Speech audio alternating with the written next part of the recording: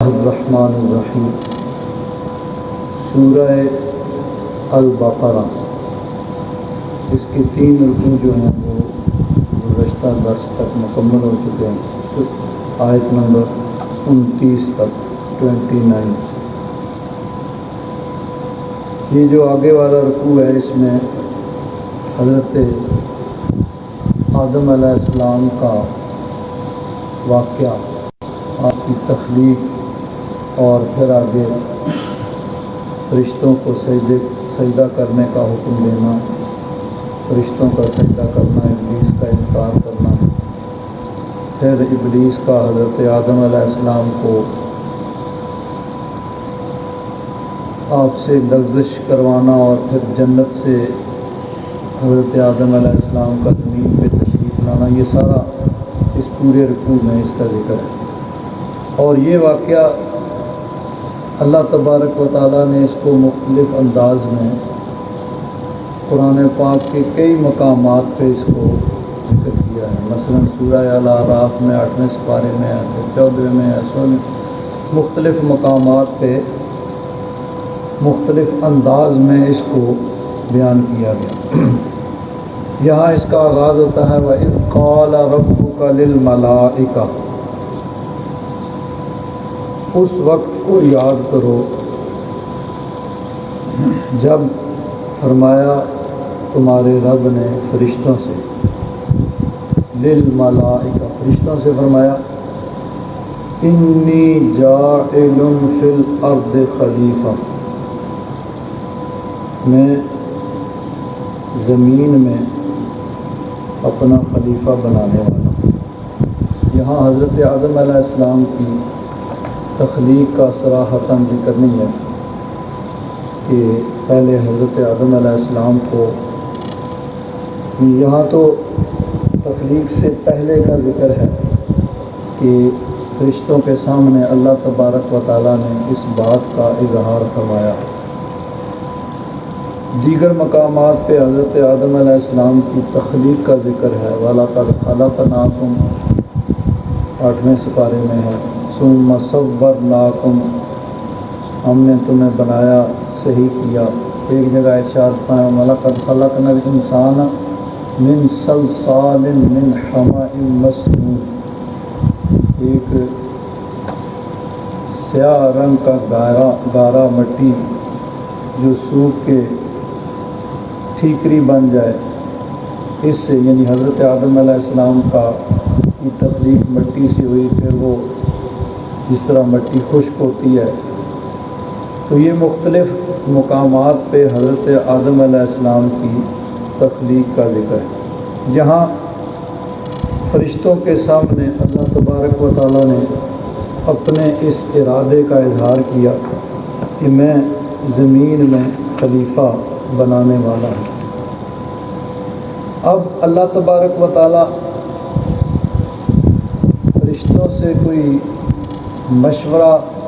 یا رائے نہیں لے رہا کہ تمہارا کیا خیال ہے، کروں یا نہ کروں، نہیں، بلکہ اللہ تبارک و تعالیٰ اپنے ارادے کا اظہار فرمایا اور اپنا فیصلہ ان کو سنایا، بھئی میں یہ کرنے والا ہوں۔ ان سے مشورہ یا رائے نہیں دی، بلکہ اپنا فیصلہ ان کو سنایا، بھئی یہ میرا ارادہ ہے، میں یہ کرنے والا ہوں۔ اب یہاں 1-2 باتیں ہیں قابل غور ہیں۔ اللہ تعالیٰ نے فرمایا کہ وَإِذْ قَالَ رَبُّكَ لِلْمَلَائِكَةِ إِنِّي جَاعِلٌ فِي الْأَرْضِ خَلِيفَةً، میں زمین میں خلیفہ بنانے والا ہوں۔ خلیفہ کیا ہوتا ہے؟ نائب یا قائم مقام، فرفانگر کہہ لیں، کہ جو کسی دوسرے کی جگہ اس کی ڈیوٹی، اس کی ذمہ داریاں ادا کرے۔ اب ہمارے ہاں اس کو قائم مقام بھی کہا جا سکتا ہے کہ صدر صاحب کہیں دورے پہ گئے ہوئے ہیں، قائم مقام صدر جو ہے وہ اس کا نائب اور خلیفہ ہوتا ہے۔ تو کہتے ہیں کہ اصل شخص خود کار حکومت انجام نہ دے سکے تو اس کا خلیفہ مقرر کیا جاتا ہے۔ مثلا اصل شخص کہیں چلا جائے تو عارضی طور پر اس کام کے مقرر کرنے کی ادا کرنے کے لیے دوسرے کو مقرر کیا جاتا ہے۔ تو اب یہاں یا یہ ہے کہ ایک آدمی فوت ہو جاتا ہے تو اس کی جگہ اس کا قائم مقام دوسرے کو مقرر کیا جاتا ہے۔ اللہ تبارک و تعالی ان تمام چیزوں سے پاک ہے۔ اللہ تبارک و تعالی موت سے پاک ہے، کہیں جانے سے پاک ہے، کسی چیز کے عاجز ہونے سے پاک ہے۔ تو اللہ تبارک و تعالی نے جو خلیفہ بنایا، وجہ یہ ہے کہ عام انسان ڈائریکٹ براہ راست اللہ تبارک و تعالیٰ سے احکام نہیں لے سکتے۔ اللہ تبارک و تعالیٰ نے احکام فرشتوں کے ذریعے انبیاء کرام تک پہنچائے، اور انبیاء کرام جو ہیں وہ آگے اللہ تبارک و تعالیٰ کے احکام بندوں تک پہنچانے والے ہیں۔ اس اعتبار سے اللہ تبارک و تعالیٰ نے حضرت آدم علیہ السلام اور دیگر انبیاء کرام کو اپنا خلیفہ زمین کے اندر نائب جو ہے ارشاد فرمایا۔ حضرت آدم علیہ السلام کی تخلیق کا ذکر مفسرین کرام نے بعض مقامات پہ تفصیل سے بیان کیا ہے۔ جب اللہ تبارک و تعالیٰ نے حضرت آدم علیہ السلام کی تخلیق کا ارادہ فرمایا تو حضرت جبریل امین کو حکم دیا کہ تمام روئے زمین سے ہر قسم کی سیاہ، سفید، سرخ مٹی جو ہے، سخت، نرم، وہ ایک مٹھی بھر مٹی جو ہے وہ اٹھا کے لاؤ۔ حضرت جبریل امین جب زمین پہ تشریف لا کے خاک اٹھانے لگے تو زمین نے پوچھا بھئی کس لیے تم مٹی اٹھا رہے ہو؟ حضرت جبریل امین نے سارا واقعہ بیان کیا کہ اس لیے اللہ تبارک و تعالیٰ نے بھیجا ہے، اللہ تبارک و تعالیٰ اپنا نائب خلیفہ بنانا چاہتا ہے، تو وہ تیری مٹی سے پیدا کیا جائے گا، بنایا جائے گا، اللہ تعالیٰ نے مجھے بھیجا ہے۔ زمین نے عرض کیا میں اس سے خدا کی پناہ پکڑتی ہوں کہ تو مجھ سے اٹھا کر انسان بنائے جس کی وجہ سے میرا کچھ حصہ جہنم میں پہنچ جائے۔ بالآخر یہ ہوگا کہ آدم علیہ السلام کی اولاد میں سے کچھ کافر ہوں گے، بدکار ہوں گے، فاسق و فاجر ہوں گے جو جہنم میں جائیں گے، تو وہ میرا ہی حصہ ہوں گے، کیونکہ زمین سے مٹی اٹھائی جائے گی تو حضرت آدم علیہ السلام کی اولاد آگے ان کی جز ہوگی، تو میرا کچھ حصہ بالآخر جہنم میں چلا جائے گا، تو میں اللہ کی پناہ مانگتی ہوں۔ حضرت جبریل امین نے جب اس کی تضرع زاری اور اللہ تبارک و تعالیٰ کی پناہ مانگنا سنا تو وہ واپس چلے گئے۔ عرض کی یا رب العالمین، زمین نے تیری عزت کی پناہ مانگی اور تیرے نام اور عزت کے ادب سے میں اس کی خاک نہ اٹھا سکا، واپس آ گیا۔ اللہ تبارک و تعالیٰ نے حضرت اسرافیل علیہ السلام کو بھیجا، ان کا بھی زمین کے ساتھ وہی مکالمہ بات چیت ہوئی، وہ بھی واپس چلے گئے، یا رب العالمین وہ تو تیرے نام کی پناہ مانگ رہی ہے۔ پھر اللہ تعالیٰ نے حضرت میکائیل کو بھیجا، 4 فرشتے ہیں نا، جبریل، اسرافیل، میکائیل اور عزرائیل۔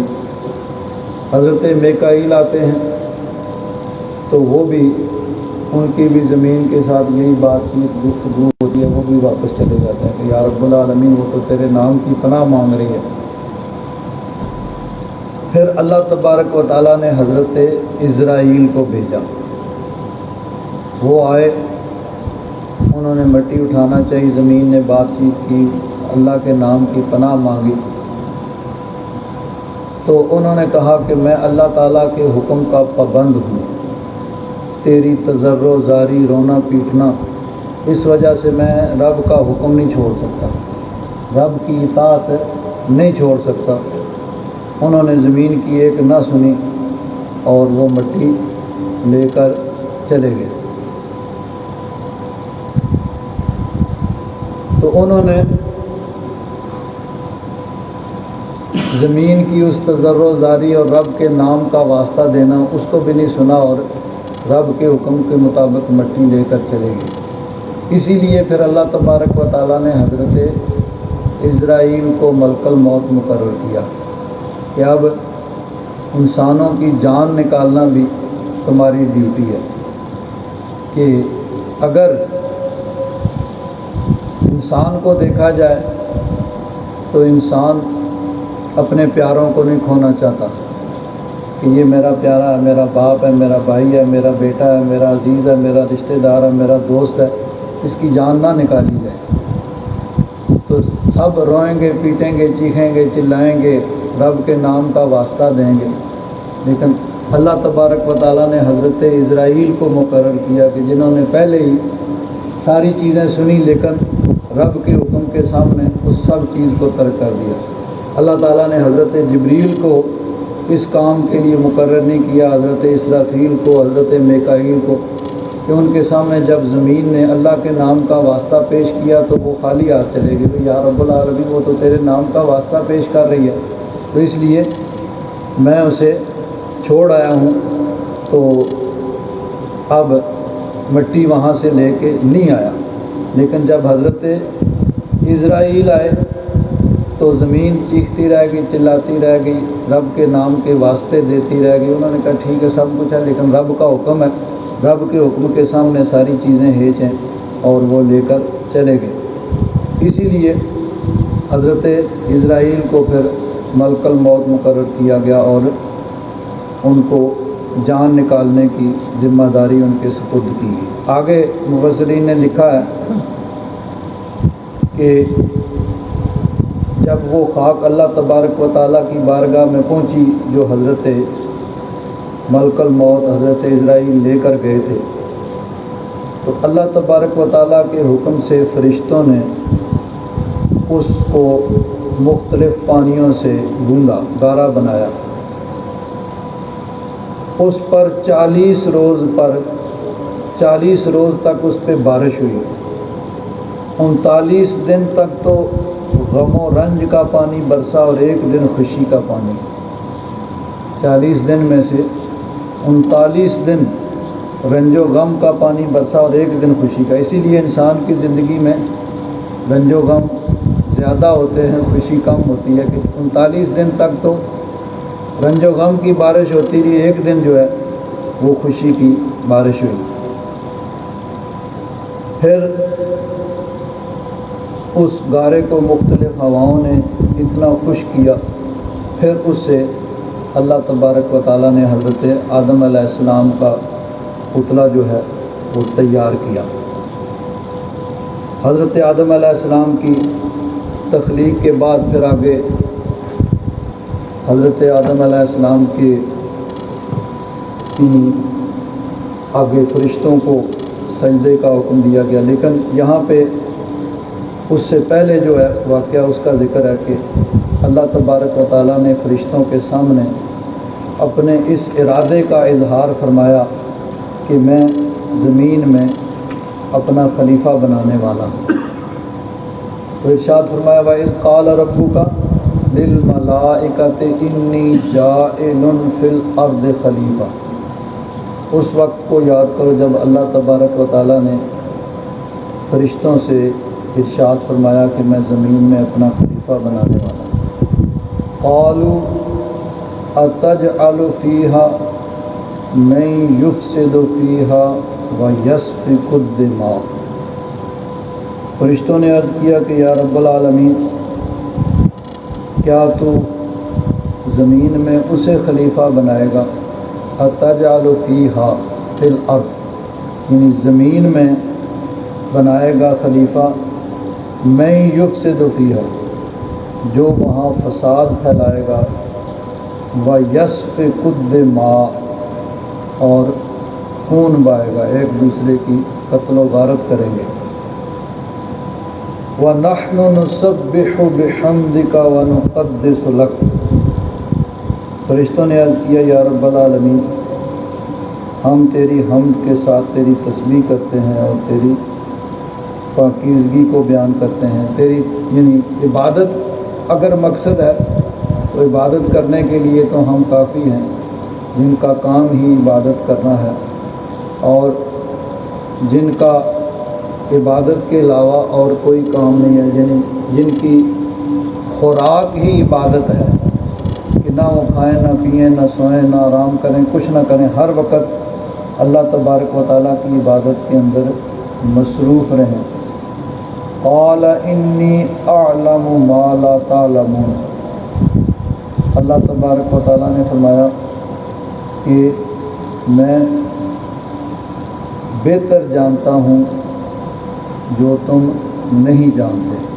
یعنی اس کی حکمت کیا ہے، کس حکمت کے لیے میں خلیفہ بنا رہا ہوں وہ تم نہیں جانتے، میں جانتا ہوں. اب فرشتوں کو کیسے پتہ چلا کہ انسان جو ہے وہ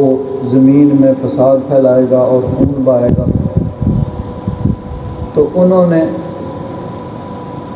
اس کے اجزائے ترکیبی دیکھے، جن جن چیزوں سے یہ بنایا جا رہا ہے اس سے انہوں نے اندازہ لگایا کہ اس کے اندر آگ بھی ہے، پانی ہے، مٹی ہے، ہوا ہے، یہ ساری چیزیں. تو اس سے انہوں نے اندازہ لگایا کہ یہ وہاں پہ فساد پھیلائے گا، لڑائی جھگڑا کرے گا، قتل و غارت کرے گا. یا یہ بھی ہے کہ اس سے پہلے اللہ تبارک و تعالیٰ نے زمین پہ جنوں کو بسایا، تو جنوں نے قتل و غارت کی، فساد پھیلایا، تو اس پہ قیاس کرتے ہوئے فرشتوں نے یہ عرض کیا کہ یا رب العالمین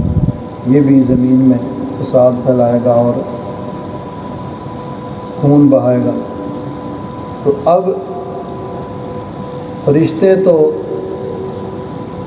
ان کی نظر ان پہ تھی جو زمین میں فساد پھیلا رہے ہیں. بات تو ان کی بھی کسی حد تک درست ہے کہ انسان اکثر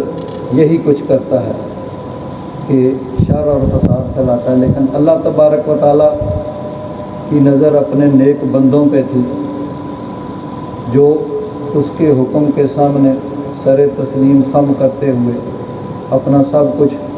قربان کرنے کے لیے تیار ہو جاتے ہیں. تو بہرحال فرشتوں نے عرض کیا کہ یا رب العالمین وہ زمین میں فساد پھیلائے گا اور خون بہائے گا، اور اگر عبادت کے لیے پیدا کیا جا رہا ہے تو عبادت کرنے کے لیے ہم موجود ہیں، ہر وقت عبادت کرتے رہتے ہیں.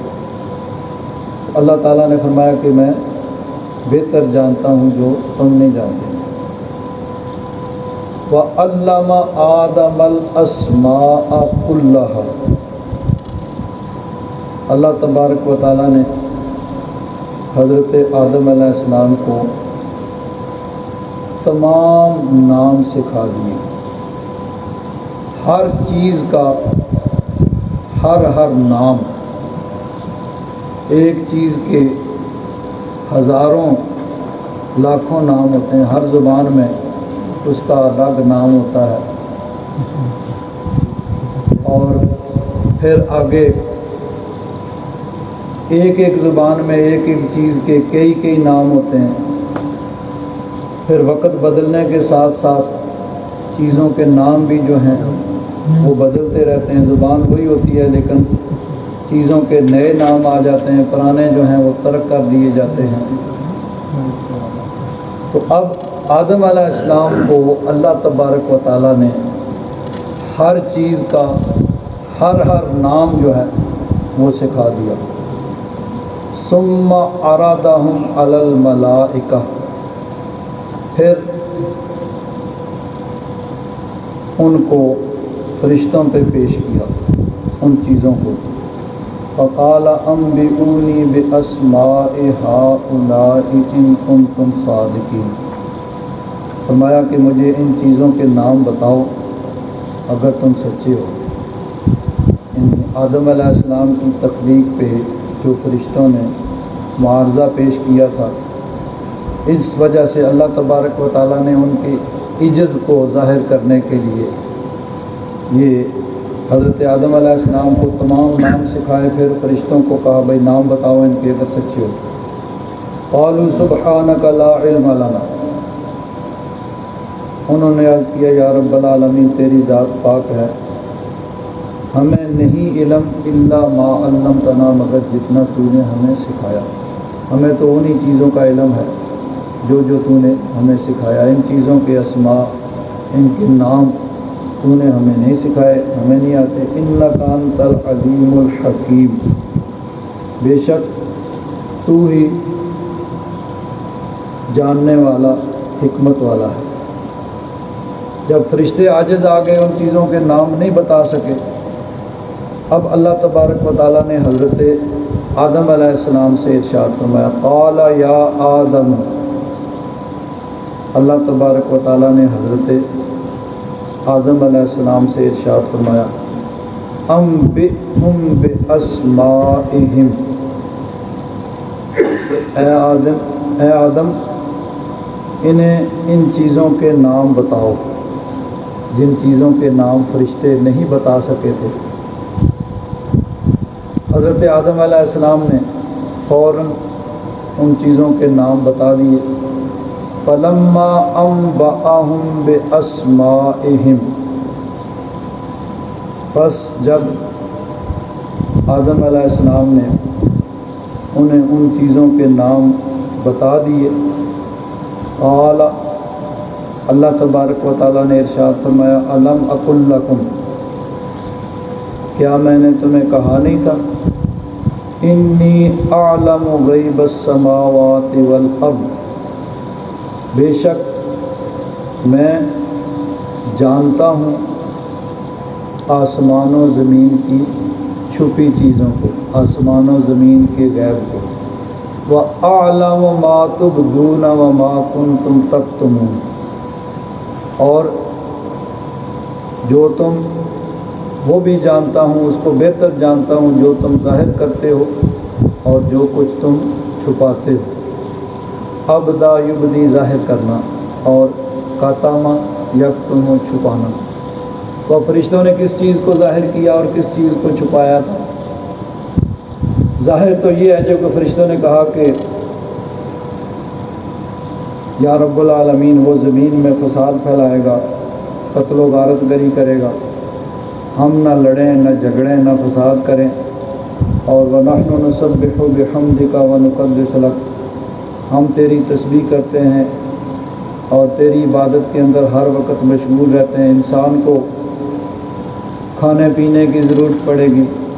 اور کھانے پینے کے لیے کمانے کی ضرورت پڑے گی، اس کو محنت مزدوری کرنی پڑے گی، کام کاج کرنے پڑیں گے، کھیتی باڑی کرنی پڑے گی، تو اس کو عبادت کا کتنا ٹائم ملے گا، کتنی وہ عبادت کرے گا؟ ہم تو ہر وقت ہی عبادت میں لگے رہتے ہیں، نہ کھائیں نہ پئیں نہ سوئیں نہ آرام کریں، کچھ بھی نہ کریں، وہ سب کچھ کرے گا، کھائے پیے گا، کھانے پینے کے لیے کمانے کی ضرورت پڑے گی، محنت مزدوری کرے گا، تھکا آئے گا، اس کو آرام بھی کرنے کی ضرورت پڑے گی، سب کچھ اس کے ساتھ ساری چیزیں ہوں گی۔ تو عبادت کرنے کے لیے تو ہم موجود ہیں، وہ کتنی عبادت کرے گا؟ یہ تو انہوں نے ظاہر کیا تھا۔ اور وَمَا كُنْتُمْ تَكْتُمُونَ، یعنی اس کے اندر یہ ہے کہ فرشتوں نے کہا کہ اگر خلیفہ ہی بنانا ہے تو ہم جو موجود ہیں، انسان کو پیدا کر کے خلیفہ بنانے کی کیا ضرورت ہے؟ یعنی خلافت کی خواہش جو فرشتوں کے دل کے اندر موجود تھی، تو اللہ تعالیٰ نے فرمایا جو تم ظاہر کرتے ہو اس کو بھی جانتا ہوں، اور جو تم چھپاتے ہو۔ ظاہر تو یہ کیا تھا کہ انسان فساد پھیلائے گا، قتل و غارت کرے گا، ہم یہ نہیں کرتے، اور عبادت وہ کتنی کر سکے گا، اس کے ساتھ کتنی ضرورتیں ہوں گی اور کتنا ٹائم اس کے پاس عبادت کا ہوگا، ہم ہر وقت عبادت کرتے رہتے ہیں۔ اور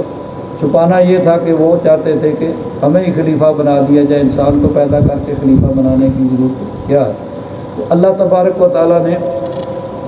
فرشتوں کا عجز ظاہر فرما دیا کہ جس کے متعلق تم کہتے ہو کہ وہ اس میں یہ ہوں گی، میں نے اس کو خلیفہ بنانا ہے۔ تو اللہ تعالیٰ نے حضرت آدم علیہ السلام کو تمام چیزوں کے نام سکھا کے فرشتوں کے سامنے ان کی برتری کو ظاہر فرما دیا۔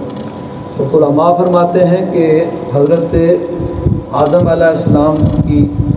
فرشتوں پہ جو اللہ تبارک و تعالیٰ نے برتری جو ظاہر فرمائی، تو کس طرح؟ علم کے ذریعے، کہ علم کے ذریعے فرشتے یعنی آدم علیہ السلام کو وہ علم عطا فرمایا جو فرشتوں کے پاس نہیں تھا، اور پھر اس علم کے ذریعے آدم علیہ السلام کی برتری جو ہے وہ فرشتوں پہ ظاہر فرما دی۔ تو علم حاصل کرنا اس لیے ہر انسان جو ہے اس کے لیے ضروری ہے کہ علم کے ذریعے ہی اللہ تبارک و تعالیٰ نے انسان کی برتری جو ہے وہ فرشتوں پہ ظاہر فرمائی۔ اب علم کی پھر دو قسمیں ہیں۔ ایک وہ علم ہے یعنی علم دین، کہ جس کا حاصل کرنا ہر انسان پہ لازم ہے، ہر انسان پہ فرض ہے کہ وہ اس کو حاصل کرے، اور یہ ہے ضروریات دین اور روزمرہ جس چیز کی ہمیں ضرورت پڑتی ہے، کہ وضو کس طرح کیا جائے، غسل کس طرح کیا جائے، نماز کس طرح پڑھی جائے، اسی طرح روزے کے ضروری احکام جس کی ضرورت پڑتی ہے، زکوٰۃ کے، حج کے، اور دیگر عبادات و معاملات جن میں انسان کو روزمرہ ضرورت پڑتی ہے، تو ان کا علم حاصل کرنا ہر مسلمان پہ فرض عین ہے کہ قیامت کے دن کسی کا یہ عذر اللہ تبارک و تعالیٰ کی بارگاہ میں مقبول نہیں ہوگا کہ یا اللہ میں نے نمازیں تو پڑھی ہیں لیکن مجھے تو علم ہی نہیں تھا کہ وضو بھی کرنا چاہیے نماز کے لیے، یا کپڑوں کا پاک ہونا بھی ضروری ہے، یا نماز پڑھنے کے لیے قبلہ کی طرف منہ کرنا ضروری ہے، میں تو سمجھا تھا جدھر مرضی ہے منہ کر کے نماز پڑھ، یا کوئی کسی طرح کوئی کہے کہ یا اللہ مجھے تو پتہ ہی نہیں تھا کہ شراب منع ہے، حرام ہے، شراب نہیں پینی چاہیے، میں تو اس لیے پیتا رہا کہ جس طرح باقی پینے کی چیزیں۔ تو یہ جو عذر ضروریات دین کا علم نہ ہونا، یہ قیامت کے دن کسی کا اللہ تبارک و تعالیٰ کی بارگاہ میں مقبول نہیں ہوگا۔ ایک ہے کہ پورا علم دین حاصل کرنا، یہ ہر انسان کے بس میں نہیں ہے، اور نہ ہی یہ ممکن ہے کہ ہر آدمی جو ہے وہ مکمل علم حاصل کرے۔ اس کے لیے اللہ تبارک و تعالیٰ نے فرمایا کہ کچھ لوگ جو ہے وہ علم دین کو حاصل کریں اور پھر اس علم کو آگے دوسروں کو سکھائیں، دوسروں کو جس جس چیز کی ضرورت ہو وہ ان سے پوچھیں۔ اللہ تبارک و تعالیٰ نے قرآن پاک میں ارشاد فرمایا وَمَا كَانَ الْمُؤْمِنُونَ لِيَنْفِرُوا كَافَّةً، یہ نہیں ہو سکتا کہ سارے مومن جو ہیں وہ سب کچھ کام کاج چھوڑ چھاڑ کے جا کے علم دین حاصل کرنا، سب کسی مدرسے میں داخل ہو جائیں، کوئی کھیتی باڑی نہ کرے، کوئی فیکٹری میں کام نہ کرے، کوئی کارخانے میں کام نہ کرے، کوئی اور سارے دنیا کے کام دھندے چھوڑ کے سب لوگ علم دین حاصل کرنا شروع کر دیں، یہ تو ممکن نہیں ہے، ناممکن ہے، ایسے نہیں ہو سکتا۔ لیکن فَلَوْلَا نَفَرَ مِنْ كُلِّ فِرْقَةٍ مِّنْهُمْ طَائِفَةٌ، تو ایسے کیوں نہیں ہوتا کہ ہر گروہ میں سے کوئی ایک یعنی کچھ لوگ وہ جائیں لِيَتَفَقَّهُوا فِي الدِّينِ، تاکہ وہ دین میں فقہ یعنی دین کا علم حاصل کریں مکمل، وَلِيُنذِرُوا قَوْمَهُمْ إِذَا رَجَعُوا إِلَيْهِمْ لَعَلَّهُمْ يَحْذَرُونَ، پھر جب وہ اپنی قوم کے پاس لوٹ کے آئیں تو پھر انہیں وہ ڈرائیں، انہیں سمجھائیں، انہیں علم دین کا علم جو ہے وہ سکھائیں۔ تو یہ مکمل علم دین حاصل کرنا یہ علماء نے فرمایا کہ فرض کفایہ ہے کہ ہر قوم میں سے کچھ لوگ وہ علم دین حاصل کر کے پھر آ کے اپنی قوم کو سکھائیں، اور جن چیزوں کی انسان کو روزمرہ عبادات معاملات میں ضرورت پڑتی ہے وہ فرض عین ہے کہ ہر انسان کے لیے ان ضروری علوم کا حاصل کرنا ضروری ہے۔ تو اللہ تبارک و تعالیٰ نے علم کے ذریعے فرشتوں پہ آدم علیہ السلام کی برتری جو ہے وہ ثابت کی کہ علم کے ذریعے ان کا برتر ہونا فرشتوں پہ ظاہر فرمایا۔ قرآن پاک اور احادیث مبارکہ میں علم دین حاصل کرنے کی ترغیب دی گئی کہ دین کا علم کوشش کی جائے زیادہ سے زیادہ حاصل کرنے کی۔ ایک حدیث پاک میں ہے، حضرت عقبہ بن عامر، یہ مسلم شریف اور ابو داؤد شریف کے حوالے سے یہ حدیث پاک ہے، حضرت عقبہ بن عامر وہ ارشاد فرماتے ہیں، خرج رسول اللہ صلی اللہ تعالیٰ علیہ وآلہ وصحبہ وبارک وسلم ونحن فی الصفۃ، رسول اللہ صلی اللہ تعالیٰ علیہ وسلم تشریف لائے ہمارے پاس، ہم صفہ میں تھے، یعنی کچھ صحابہ کرام تھے جن کا کام صرف علم دین حاصل کرنا، اور وہ ہر وقت وہاں مسجد نبوی شریف میں موجود رہتے تھے اور صرف علم دین حاصل کرتے تھے۔ وہ دنیا کے کام کاج دھندوں سے وہ دور تھے، ان کو اصحاب صفہ کہا جاتا تھا۔ جہاں وہ تشریف رکھا کرتے تھے، جہاں بیٹھا کرتے تھے، آج وہاں پہ اصحاب صفہ کا چبوترا جو ہے وہ بنا ہوا ہے مسجد نبوی شریف میں باب جبریل کے پاس۔ تو وہاں پہ اصحاب صفہ تشریف فرما ہے اور نبی کریم صلی اللہ علیہ وسلم تشریف لائے، فرمایا ایکم یحب ان یغدو کل یوم الی بطحان او العقیق، تم میں سے کون یہ چاہتا ہے کہ وہ صبح کے وقت بطحان یا عقیق جائے؟ یہ دو منڈیاں تھیں جہاں پہ کاروبار ہوتا تھا، چیزیں خریدی اور بیچی جاتی تھیں، جانوروں کا بزنس ہوتا تھا، خرید و فروخت ہوتی تھی۔ تو فرمایا کہ صبح کے وقت وہاں جائے، فَيَأْتِي بِنَاقَتَيْنِ قَوْمَوَيْنِ، کہ دو اونچے کوہان والی اونٹنیاں لے آئے، یعنی جائے، جا کر وہاں کاروبار کرے اور نفع میں دو اونچے کوہان والی اونٹنیاں لے آئے، یعنی تھوڑے سے وقت میں بہت زیادہ نفع کما کے لے آئے، فی غیر اسم ولا قطعیت رحم۔ عام طور پر کیا ہوتا ہے کہ یکدم جو پیسہ آتا ہے تو اس کے پیچھے کوئی نہ کوئی غیر قانونی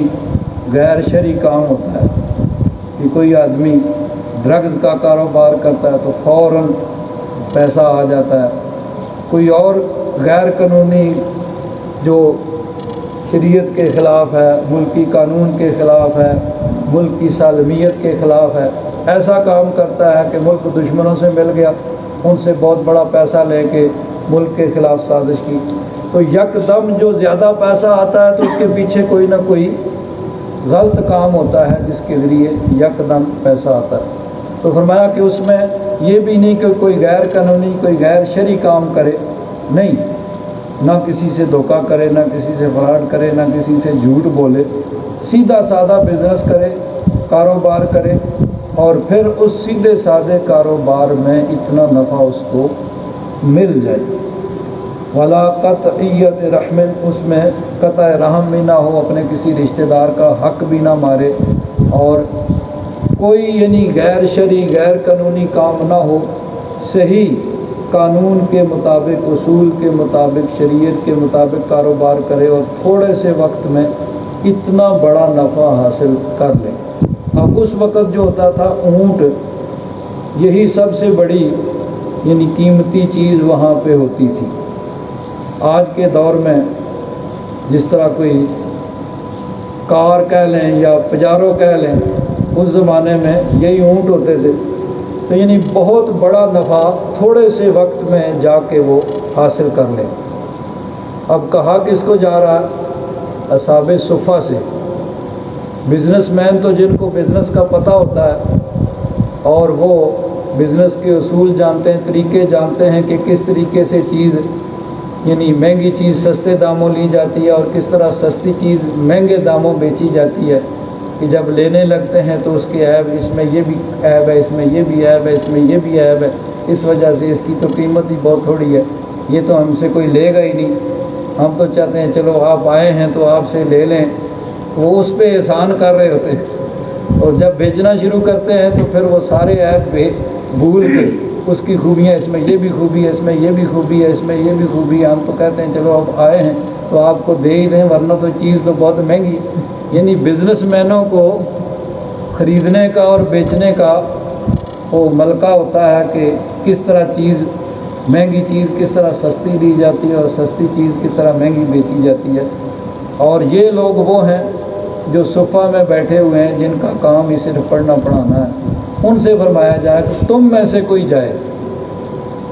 اور جا کے کاروبار کرے منڈی میں، اور اتنا جلدی اتنا نفع حاصل کر لے، اور اس میں کوئی غلط کام بھی نہ ہو، کوئی غیر قانونی غیر شرعی، کوئی کسی کا حق نہ مارا جائے، جھوٹ نہ ہو، فراڈ نہ، کچھ بھی نہ ہو۔ فقلنا یا رسول اللہ کلنا نحب ذالک،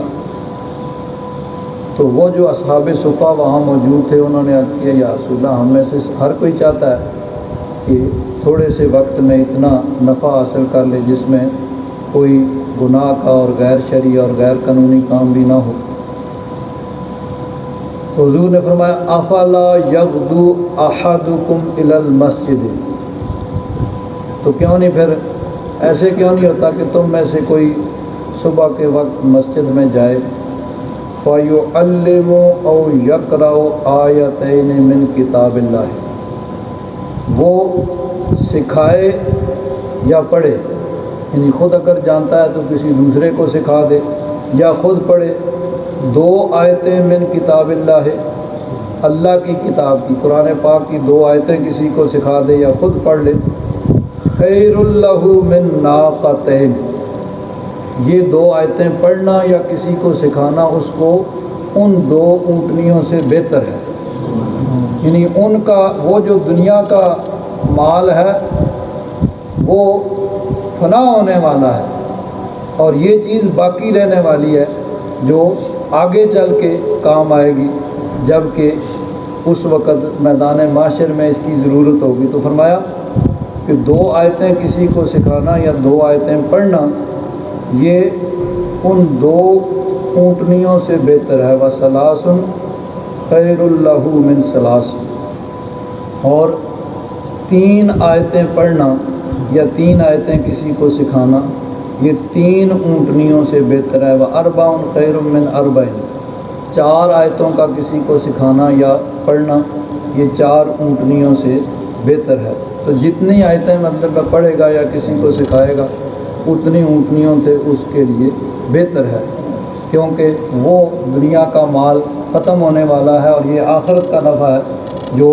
میدان معاشر میں کام آئے گا۔ دوسری حدیث پاک میں آتا ہے، حضرت ابو ذر غفاری رضی اللہ تعالیٰ عنہ ارشاد فرماتے ہیں، رسول اللہ صلی اللہ تعالیٰ علیہ وسلم نے ارشاد فرمایا یا ابا ذر لَأَن تَغْدُوَ فَتُعَلِّمَ آیَةً مِنْ کتاب اللہ خَيْرٌ لَكَ مِنْ أَن تُصَلِّيَ 100 رَكْعَةً۔ حضرت ابو ذر غفاری رضی اللہ تعالیٰ عنہ بہت ہی عابد و زاہد صحابی ہیں، بہت ہی زیادہ عبادت کرنے والے ہیں۔ تو حضرت ابو ذر غفاری خاص طور پر ان کو یہ بات فرمائی جا رہی ہے جو بہت زیادہ عبادت گزار ہیں، بہت زیادہ یعنی نوافل پڑھنے والے ہیں اور ذکر اذکار کرنے والے ہیں۔ ان سے فرمایا کہ تو قرآن پاک کی 1 آیت سیکھ لے، یہ تمہارے لیے بہتر ہے کہ تو 100 رکعت نماز، 100 رکعت نفل پڑھنے سے زیادہ تیرے لیے نفع آور چیز ہے 1 آیت کا سیکھنا۔ یعنی 100 رکعت نفل پڑھے گا تو جتنا تجھے ثواب ملے گا، اگر تو 1 آیت سیکھ لے تو تجھے ان 100 رکعت سے زیادہ ثواب مل جائے گا کہ آیۃ من کتاب اللہ خیر لک من ان تصلی 100 رکعۃ، 100 رکعت پڑھنے سے 1 آیت سیکھ لینا یہ تمہارے لیے بہتر ہے کہ اس میں اتنی مشقت اور اتنا وقت لگے گا، اس سے اگر یہ تھوڑے سے وقت میں تو ایک آیت سیکھ لے تو اس کا ثواب تیرے لیے بہتر ہے. یعنی نوافل پڑھتا ہے تو ثواب حاصل کرنے کے لیے، اور یہ تمہیں تھوڑے وقت میں اس سے زیادہ ثواب مل جائے گا. والا ان تغدوا فتعلم بابا من العلم عمل به او لم يعمل. تو جائے اور علم کا ایک باب سیکھ لے. عمل به او لم يعمل کا علماء نے یہ بیان کیا ہے کہ اب وہ معمول به ہو یا نہ ہو، یعنی اب اس کی ضرورت ہو یا نہ ہو. مثلا دیکھیے اب کتابیں ہیں، حدیث پاک کی کتابوں میں بھی یہ باب موجود ہے، باب الرقاب، کتاب الرقاب، غلاموں کے بارے میں. فقہ کی کتابوں میں بھی موجود ہے. فی زمانہ یہ چیزیں ختم ہو گئی ہیں، غلامی ختم ہو گئی ہے. اب اس سے جتنے متعلقہ مسائل ہیں اس کی ہمیں نہ ضرورت پڑتی ہے، نہ اب اس کے یعنی کہیں دنیاوی معاملات میں اس کی کہیں ضرورت پڑتی ہے. لیکن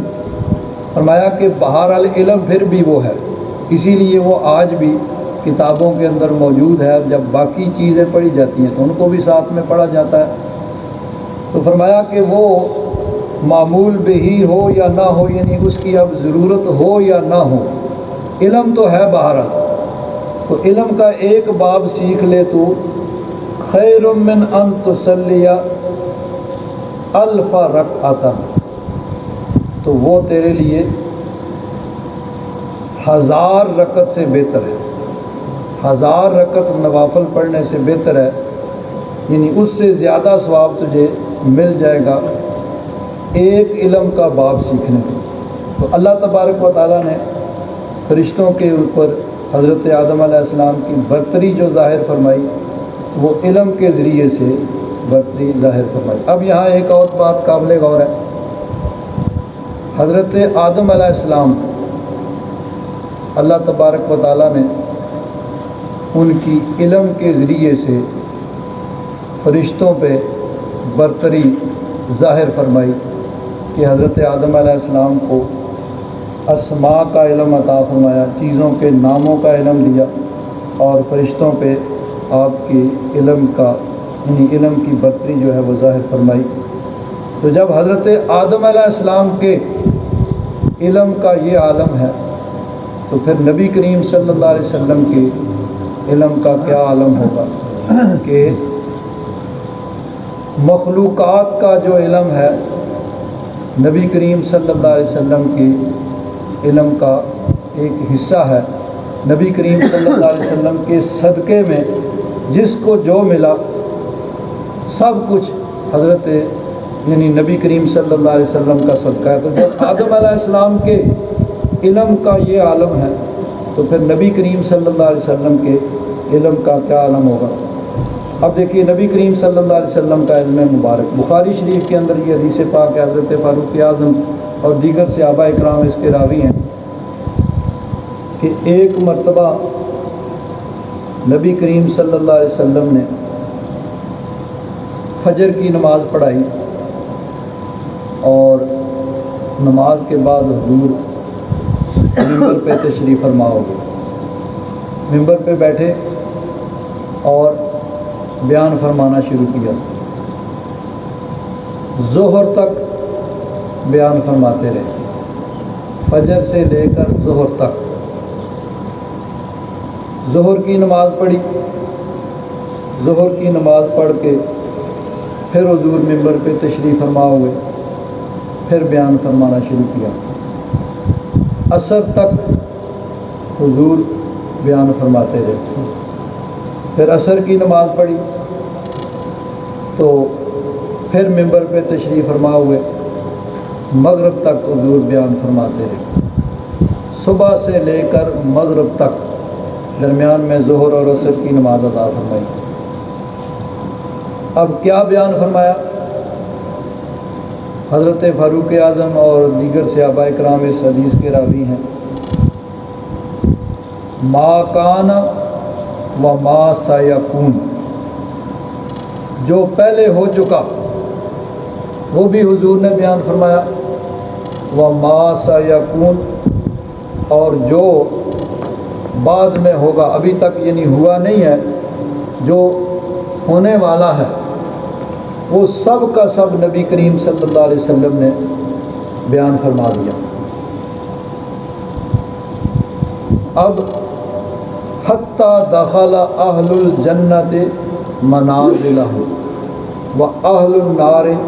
منازلہم، حتیٰ کہ جنتی جنت میں چلے جائیں گے اور جہنمی جہنم میں چلے جائیں گے، یعنی اس وقت تک جو کچھ ہونا ہے سب نبی کریم صلی اللہ علیہ وسلم نے بیان فرما دیا۔ اب صحابہ اکرام فرماتے ہیں فَحَافِظَهُ مَنْ حَافِظَهُ وَنَسِيَهُ مَنْ نَسِيَهُ، جس کو جو یاد رہا وہ یاد رہا، اور جس نے جو بھلا دیا وہ بھلا دیا۔ بلکہ صحابہ اکرام فرماتے ہیں کہ بعد میں کوئی واقعہ رونما ہوتا تو اس واقعہ کے رونما ہونے کے بعد ہمیں یاد آتا کہ یہ چیز تو حضور نے اپنے اس خطبے میں بیان فرمائی تھی کہ ایسے ہوگا، یعنی ہم اس چیز کو بھول چکے ہیں، لیکن جب وہ واقعہ رونما ہوتا ہے تو پھر ہمیں یاد آ جاتا ہے کہ ہاں یہ بات تو حضور نے اپنے اس خطبے کے اندر بیان فرمائی تھی کہ ایسے ہوگا۔ یعنی اس کے فرماتے ہیں کہ جس طرح انسان کسی سے ملتا ہے، کوئی انسان کا واقف کار ہوتا ہے، پھر لمبا عرصہ وہ انسان اس سے ملاقات نہیں ہوتی، وہ اس کو بھول چکا ہوتا ہے، پھر اچانک اس سے ملاقات ہوتی ہے تو انسان اپنے ذہن پہ زور دیتا ہے یہ تو وہی انسان ہے جو فلاں جگہ ملا تھا۔ تو یہ یعنی پھر انسان اس کو بلانے کے بعد پھر اس کو دیکھ کے پھر یاد کرتا ہے کہ ہاں یہ تو وہی آدمی جو ملا کرتا تھا یا فلاں جگہ ملا تھا۔ تو اسی طرح فرماتے ہیں کہ کوئی واقعہ ہوتا تو ہمارے ذہن میں آ جاتا کہ ہاں یہ تو وہی ہے جس کو حضور نے بیان فرمایا تھا۔ تو نبی کریم صلی اللہ علیہ وسلم نے سب کچھ بیان فرما دیا، جو ہو چکا اور جو ہونے والا، حتیٰ دخل اہل الجنت منازلہم واہل النار منازلہم، جنتیوں کے جنت میں چلے جانے اور جہنمیوں کے جہنم میں چلے جانے، سب یعنی حضور نے بیان فرما دیا۔ یہ اللہ تبارک و تعالیٰ کا دیا ہوا علم ہے جو اللہ تبارک و تعالیٰ نے اپنے محبوب کو عطا فرمایا۔ ایک حدیث پاک میں آتا ہے کہ نبی کریم صلی اللہ علیہ وسلم نے ارشاد فرمایا عرضت علی امتی فی صورها فی الدین کما عرضت علی آدم فاعلمت من یؤمن بی ومن یکفر بی۔ حضور نے فرمایا کہ میری ساری امت میرے سامنے پیش کی گئی، جس طرح آدم علیہ السلام کے سامنے ان کی ساری ذریت پیش کی گئی تھی، ان کی ساری اولاد پیش کی گئی تھی، میرے سامنے میری ساری امت پیش کی گئی۔ اب امت جو ہے وہ دو معنوں میں استعمال ہوتا ہے، ایک ہوتا ہے کہ نبی جن لوگوں کی طرف بھیجا جاتا ہے وہ اس کی امت ہوتے ہیں، سب لوگ، اس کو کہا جاتا ہے امت دعوت، کہ جن جن لوگوں کی طرف نبی کو بھیجا گیا، یعنی جن کو تبلیغ کرتے ہیں اور جن پہ ضروری ہے ان پہ ایمان لانا۔ اب سارے تو ایمان نہیں لاتے، کچھ لوگ ایمان لاتے ہیں، تو جو لوگ ایمان لے آتے ہیں اسے کہا جاتا ہے امت اجابت، جنہوں نے اس دعوت کو قبول کر لیا۔ تو اب ویسے تو سارے ہی امت ہیں، امت دعوت، لیکن ان میں سے پھر جنہوں نے قبول کر لیا وہ امت اجابت ہو گئی۔ تو یہاں مراد امت دعوت ہے، یعنی نبی کریم صلی اللہ علیہ وسلم کیونکہ قیامت تک کے لیے نبی بنا کر بھیجے گے، تو قیامت تک کے لیے آنے والے، چاہے وہ ایشیا میں ہوں، یورپ میں ہوں، آسٹریلیا میں ہوں، امریکہ میں ہوں، مشرق مغرب شمال جنوب، کالے گورے کوئی بھی ہوں، سب لوگ یہ حضور کی امت دعوت ہیں۔ کہ قیامت تک کے آنے کے لیے انسان یعنی حضور کے اعلان نبوت سے لے کر قیامت تک آنے والے سب لوگوں پہ لازم ہے کہ وہ حضور کا کلمہ پڑھیں اور اسلام کے مطابق زندگی گزاریں۔ تو یہ سب لوگ حضور کی امت دعوت ہیں۔ حضور نے فرمایا میری امت دعوت میرے سامنے پیش کی گئی تو میں نے جان لیا کہ ان میں سے کون کون مجھ پہ ایمان لائے گا اور کون کون کفر کرے گا۔ یہ اللہ تبارک و تعالیٰ کا دیا ہوا علم ہے کہ حضور نے ساری امت یعنی سب لوگ قیامت تک آنے والے وہ سب حضور کی امت دعوت ہے، سب حضور کے سامنے پیش کیے گئے اور پھر حضور کو یہ بھی بتا دیا گیا کہ ان میں سے یہ جو ہیں یہ آپ پہ ایمان لائیں گے اور باقی یہ جو ہیں یہ سارے کافر رہیں گے۔ اب ذرا غور کیجیے، جب حضور نے یہ فرمایا تو ظاہر بات ہے سب سے پہلے تو حضور کی بارگاہ میں حضرت صدیق اکبر ہوتے تھے، حضرت فاروق اعظم، حضرت عثمان غنی، حضرت علی، باقی صحابہ کرام۔ تو صحابہ کرام کو تو اس پہ کوئی شک و شبہ کسی قسم کا کوئی اعتراض نہیں ہوا، لیکن فبلغ ذلک المنافقین، جب یہ بات منافقوں کے پاس پہنچی یعنی وہ جو کلمہ پڑھتے تھے اوپر سے، نمازیں بھی پڑھتے تھے، سارے مسلمانوں والے کام کرتے تھے، لیکن عقائد ان کے درست نہیں تھے، اندر انہوں نے بدعقیدگی اور کفر چھپایا ہوا تھا۔ جب ان کو یہ بات معلوم ہوئی قالوا استہزاء، تو انہوں نے استہزاء کے طور پر، ٹھٹھا کے طور پر، مذاق اڑاتے ہوئے کہا زعم محمد انہ یعلم من یؤمن بہ ومن یکفر ممن لم یخلق، کہ انہوں نے کہا کہ محمد صلی اللہ علیہ وسلم یعنی اب وہ اپنی مجلس میں تھے نا تو اپنے انداز میں، ویسے تو حضور کے سامنے تو رسول اللہ اور اپنا آقا و مولا سب کچھ کہتے ہوں گے، لیکن اپنی محفل میں تو کس طرح بے رخی کے ساتھ کہہ رہے ہیں کہ محمد یہ سمجھتے ہیں کہ وہ جانتے ہیں کہ کون ان پہ ایمان لائے گا اور کون کفر کرے گا، جو ابھی پیدا بھی نہیں ہوئے ان کے بارے میں یہ کہہ رہے ہیں وَنَحْنُ مَعَهُ وَمَا يَعْرِفُنَا، ہم ان کے ساتھ ہیں، ہمارا ان کو پتہ نہیں ہے کہ ہم اوپر سے کلمہ پڑھتے ہیں، ان کے ساتھ نماز پڑھتے ہیں، اندر کفر چھپایا ہوا ہے، تو ہمارے بارے میں تو جانتے نہیں ہیں، اور جو ابھی پیدا نہیں ہو ان کے بارے میں دعویٰ کر رہے ہیں کہ ان سب کو جانتے ہیں۔ فبلغ ذلک رسول اللہ صلی اللہ علیہ وسلم، ان کی یہ بات حضور کی بارگاہ میں عرض کی گئی۔ فقام علی المنبر، حضور ممبر پہ جلوہ گر ہوئے، فحمد اللہ واثنى علیہ، تو حضور نے اللہ تبارک و تعالیٰ کی حمد و ثنا کی۔ ثم قال ما بال اقوام طعنوا فی علم، کیا حال ہے ان لوگوں کا، ان قوموں کا جو میرے علم پہ طعنہ کرتے ہیں، اعتراض کرتے ہیں۔ لا تسألونی عن شیء فیما بینکم و بین الساعۃ الا نبأتکم، تم مجھ سے نہیں پوچھو گے اب سے لے کر قیامت تک جس چیز کا بھی تم سوال کر لو، جو چاہے پوچھ لو، جو بھی پوچھو گے میں تمہیں جواب دوں گا۔ دوسری روایت میں حضرت انس رضی اللہ تعالیٰ عنہ فرماتے ہیں فواللہ لا تسألونی عن شیء الا اخبرتکم بہ ما دمت فی مقامی ھذا، جب تک میں یہاں کھڑا ہوں نا جو چاہے پوچھ لو، جو بھی پوچھو گے میں تمہیں بتا دوں گا۔ تو حضرت فاروق اعظم رضی اللہ تعالیٰ عنہ ادب کے ساتھ گھٹنے ٹیک کے عرض کرتے ہیں رضینا باللہ ربا وبالاسلام دینا وبمحمد رسول، کہ یا رسول اللہ یہ منافق جھوٹے ہیں جو اعتراض کرتے ہیں، ان کی وجہ سے آپ ناراض ہوئے، ہم اللہ کے رب اور اسلام کے دین اور آپ کے نبی اور رسول ہونے پہ راضی ہیں۔ تو اس طرح حضرت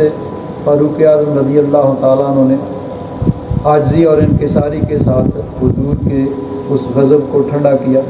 تو نبی کریم صلی اللہ علیہ وسلم کو اللہ تبارک و تعالیٰ نے اولین و آخرین کے علوم عطا فرمائے، اور ما کانا و ما یکون، جو ہو چکا اور جو ہونے والا ہے، اللہ تبارک و تعالیٰ نے سب اپنے محبوب کو یعنی بتا دیا۔ اللہ تبارک و تعالیٰ نے اپنے محبوب کو علوم غیبیہ کے خزانے عطا فرمائے۔ لیکن یاد رکھیں کہ نبی کریم صلی اللہ علیہ وسلم کے پاس جو بھی علم ہے وہ رب کا عطا کردہ ہے، اللہ تبارک و تعالیٰ نے دیا ہے، اس لیے حضور کو علم ہے۔ تو اللہ تبارک و تعالیٰ کا علم ہے ذاتی، اللہ تعالیٰ کو کسی نے دیا نہیں ہے، اور حضور کا علم ہے رب کی عطا سے۔ تو جب حضور کا علم عطائی، رب کا علم ذاتی، تو ذاتی اور عطائی کے اندر کسی قسم کی کوئی نسبت ہو ہی نہیں سکتی کہ کہیں برابری کا یا شرک کا شبہ پیدا ہو۔ اعلیٰ حضرت فاضل بریلوی رضی اللہ تعالیٰ عنہ فرماتے ہیں کہ نبی کریم صلی اللہ علیہ وسلم کا علم، اس کے ساتھ اگر تمام مخلوقات، باقی سارے انبیاء اور شہداء، علماء، سارے جتنے بھی لوگ ہیں، ساری مخلوقات کے علم، جس میں فرشتے جنات سب آ جاتے ہیں، سب کے علوم کو اگر اکٹھا کیا جائے تو نبی کریم صلی اللہ علیہ وسلم کے علم کے سامنے ان کی حیثیت یہ ہے کہ جیسے سمندر کے سامنے ایک قطرے کی ہوتی ہے۔ یعنی حضور کا علم سارے سمندر اور باقی ساری مخلوقات کا علم اس کے مقابلے میں ایسے جیسے ایک قطرہ۔ لیکن فرماتے ہیں کہ نبی کریم صلی اللہ علیہ وسلم کے علم کو اللہ تبارک و تعالیٰ کے علم سے یہ نسبت بھی نہیں ہے کہ اگر کہیں کہ اللہ تعالیٰ کا علم سارے سمندروں کا پانی ہے اور حضور کا علم اس کے مقابلے میں ایک قطرہ، یہ نسبت بھی نہیں ہے۔ کیوں؟ اللہ تبارک و تعالیٰ کا علم ذاتی ہے اور حضور کا علم عطائی ہے، تو پھر عطائی کو ذاتی کے ساتھ کوئی نسبت نہیں ہو سکتی ہے۔ اللہ تبارک و تعالیٰ کا علم لامتناہی، جس کی کوئی انتہا ہی نہیں ہے، اور حضور کا علم بہرحال اس کی ایک انتہا ہے، ہم نہیں جانتے، وہ دینے والا رب جانتا ہے، لیکن وہ عطائی ہے، رب کی عطا سے ہے۔ تو اس لیے ذاتی اور عطائی میں کسی قسم کی کوئی نسبت ہو ہی نہیں سکتی کہ کہیں کوئی شرک کا خدشہ اور شبہ جو ہے وہ پیدا ہو۔ الحمدللہ رب العالمین، والصلاۃ والسلام علی حبیبہ سیدنا و مولانا محمد وعلی آلہ واصحابہ اجمعین۔ اللہم انک عفو کریم